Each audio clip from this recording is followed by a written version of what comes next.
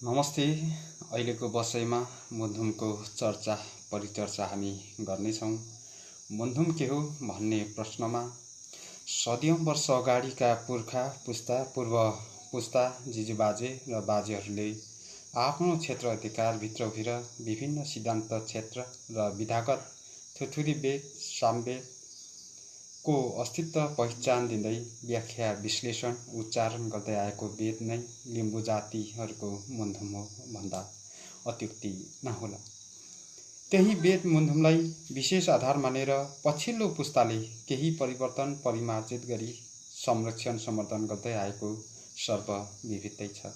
तर दुविधाको विषय यहाँ छ कि परिवर्तन परिमार्जित गर्ने क्रममा सत्य वेद मुन्धुमको अस्तित्व नै पो मेटिने हो कि कुवेद मुन्धुमतिर धकेलेर तथ्य वेद मुन्धुमलाई दुर्घटनामा पो पार्दैछौँ कि वेद मुन्धुम वेद भाषाविद वेद मुन्धुमी लेखक जुझारु लेखक मनप्रति सावधानी अपनाउन सल्लाह सुझाव दिन्छु।